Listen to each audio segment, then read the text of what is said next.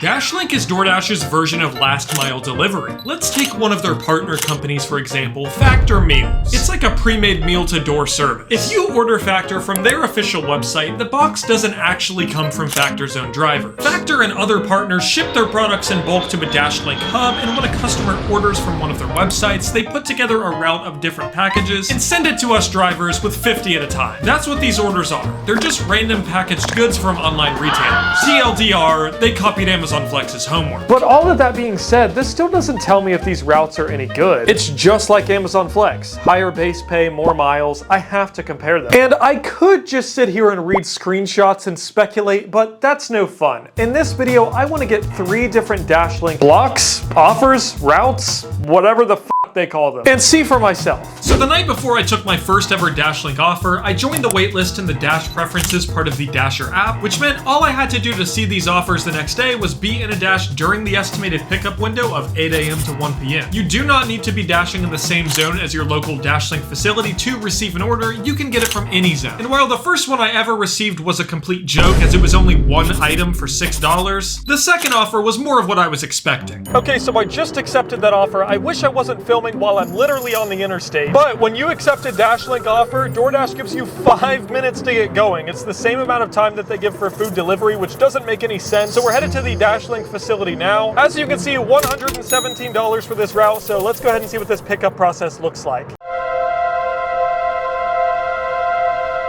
Okay, Maps is saying it's up here on the right, so if I go ahead and look, that's like a truck fuel stop. Because I've never been here, I don't even know what I'm looking for. Okay, it says it's this business. I know I'm gonna need to pull down there, but let me pull up real quick and do any steps in the app I need to do. So I'm gonna click continue to pick up steps, and it says go to pickup window and mention you're picking up a DashLink batch. Okay, so I guess there are no steps. I do know I'll need my ID, so I'm gonna have that ready. Let's get over there. Okay, I see this container over here says DashLink returns. I don't see a sign for DashLink though.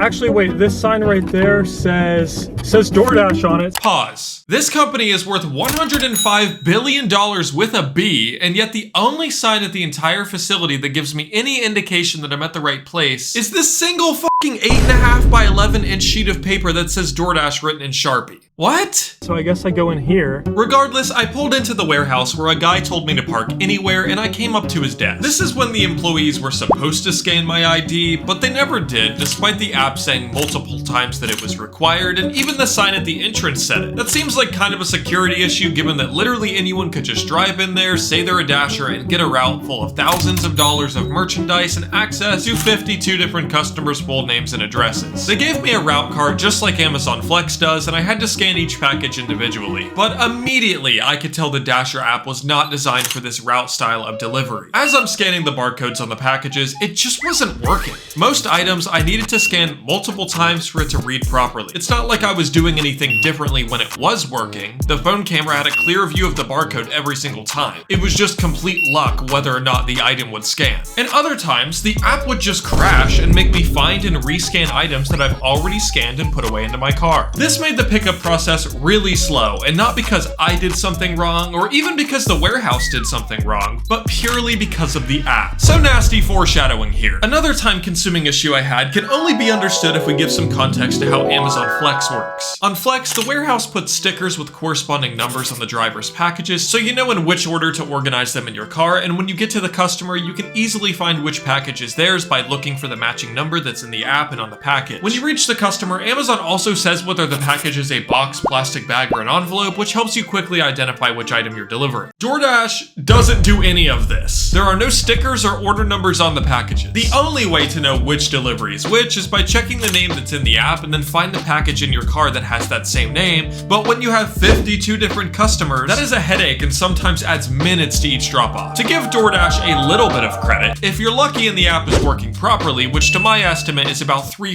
percent of the time. When you scan an item, it's supposed to show a quick pop-up that says which stop that item is. But unless you carry a pin with you and mark all 52 packages with the order number and then organize it, which is also time consuming, you're going to be digging in your car every stop to find the right package. The facility could have at least provided their own Sharpies for this. I mean, I know they have them. So I organized all the items the best I could given the limited information that the app gives me. I scanned all 52 items individually at least 2 to 3 times each, and then I loaded them into my car. This whole process took 40 minutes. Okay, so I just finished picking up all of the packages, as you can see. Just like when I do Amazon, I have, these are the 20 to 30 number packages. In the trunk, I have packages 40 through 50 back here. And as you can see right here, packages 1 through 10 are in my passenger seat. And so in the app, I've just said that I've picked up all my packages, and now I can see my first drop off, which is in the city of Cincinnati. So this could go one of 2 ways. This could be very smooth and mostly houses, or this could take forever.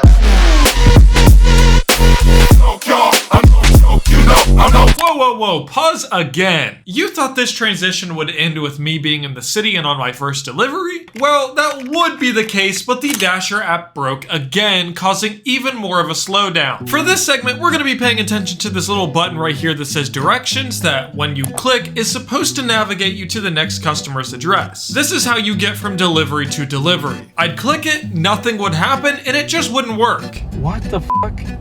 What? I tried force closing the app, updating the app, logging out of my account and logging back in, and even uninstalling and reinstalling the app, all which took time and none of it worked.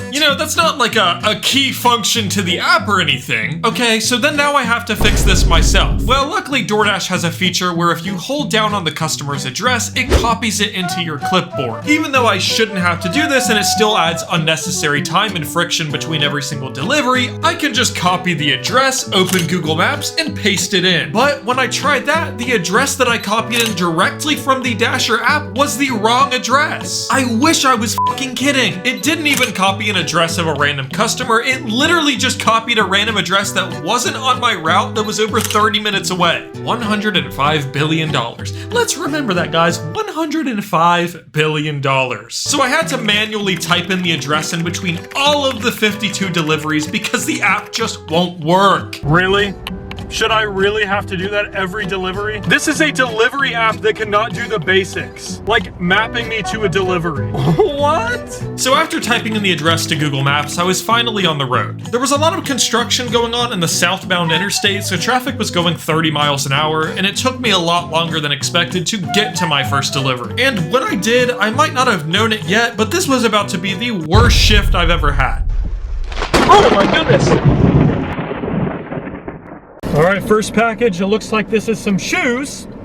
Here goes nothing. World is looking different on the television. Switching through the channels got me getting tunnel vision. I've been reminiscing on times when we were children, running in the open, seeing colors where there isn't. This address is a business, so I'm gonna show it. It's 117, and up here is that address I need to go to, but it's a one-way. I can't turn left down there. There's no parking. Like, what on earth are you supposed to do? This was on my 5th delivery where I was getting closer to the city, and given that I can't turn left down this one-way, I turned right and tried to find the first available parking spot, which was over a quarter mile down the road. But when I got there, here's a sign, no parking. So now I'm stuck in traffic waiting to get back on the main road because I don't want to get a ticket. And of course, since the Dasher app navigation isn't working, I check Google Maps and I see there's what looks like an alley that I can drive down right beside the business, so I hit a couple of lights, turned around, and came back that way again, and I pulled into what I thought was this alley. But when I pulled in, I realized this wasn't an alley, this was part of the sidewalk. I delivered the package, got back in my car, and I realized I'm stuck. I tried to back up to get back on the main road, but with the parked cars on the road blocking my line of sight, and the bumper-to-bumper 3-lane traffic, I literally couldn't. Nobody would let me out. There were people walking on the sidewalk, and I was stuck in this position for 40 minutes.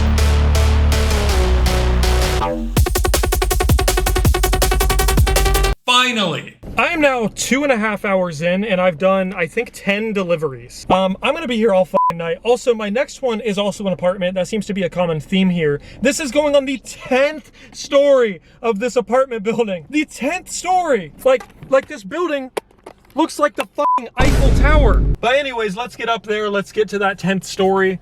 and deliver this package? Nope, not before being stopped by security and being told I was not allowed to go in. I guess they can have fun figuring that one out. Oh great, the next one, it's apartment 1900. And it's that building right there. Are you fucking... Like, what is this? But this is when this shift went from bad to worse. I go in, the security guard stops me and tells me to put the package down. Okay, I mark it as delivered in the app, I walk back to my car, and the next delivery was going to the same building, but with a different room number. So I grab that package, come back in, talk to the security guard, drop it off, and come back to my car, and DoorDash tells me that the next customer also lives in the same building. Why don't they tell me that all 3 of my customers live in the same building? Imagine the amount of time this would save if they just added that small feature that Amazon Flex has. And also imagine the amount of time I would waste if the security guard did let me deliver this to the 19th floor, if I went all the way to the top of the building just to see, after completing that delivery, I needed to get another package from my car twice! I would crash out! So once again, the entry-level developers from the small business DoorDash that definitely doesn't have the capital or resources to design an app that allows their drivers to do their job has dropped the ball. So after completing the next 2 deliveries from the same building independently from each other, I at least tried to see the positive from this shift. Today might not be going as expected, but one thing that's pretty cool is look at this view.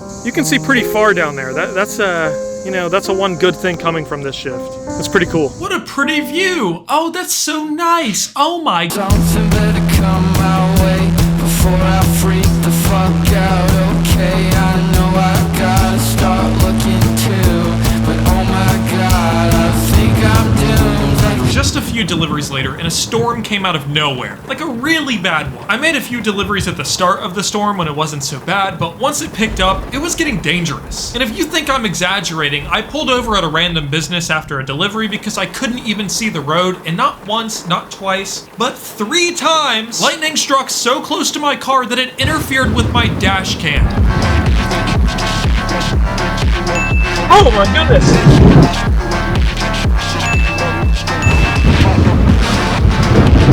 There was just over a half second from the strike of lightning to the thunder, which multiple resources says that means that lightning was less than 600 feet from my car. I was in the heart of the storm. So I waited it out, almost died. Okay, I didn't really almost die, and I had time to think about this question. Is this even worth it? The app is designed to unnecessarily stall the process at every corner from pickup to navigation to delivery. I had 37 more stops in the city where there was insane traffic and an even more insane thunderstorm that came feet from striking my car, all for a company that is paying me $2 per package. I had a tough decision to make, but I needed to do what I felt was right. So I'm at the return facility. I'm returning 32 of these items. And you might be thinking, Nuggs, that's a bad idea because what if they don't let you do DashLink ever again? Good. Also, look at that. That is f***ed up. So the app just doesn't work. You know what's funny? There was another Dasher that was here. He was returning 50 fucking items. So I thought returning like 32 or 35 was a lot. This guy, he said the app didn't work. He returned every item. This is a common theme. DoorDash, fix your app. It literally does not work. Anyways, I'm doing the return process. So as you can see, all the packages are out. They have a lovely system where you have to scan each individual package, to return them. So this is gonna take about 30 minutes, maybe even longer, to return all these packages. I have to scan the package, then I have to take a picture of the package and put it in that return box. But most of the time, I take the picture and it needs me to retake it. Even though the picture is clear as fucking day inside the return box, outside of their facility, it is not recognizing it. It's saying you need to retake the photo. So it's making the process take even longer, which seems to be a reoccurring theme with this DashLink, is in every fucking corner, in every step of the way throughout the app is trying to make it harder to just do your job. DoorDash will not even tell you that you have 3 deliveries for the same place.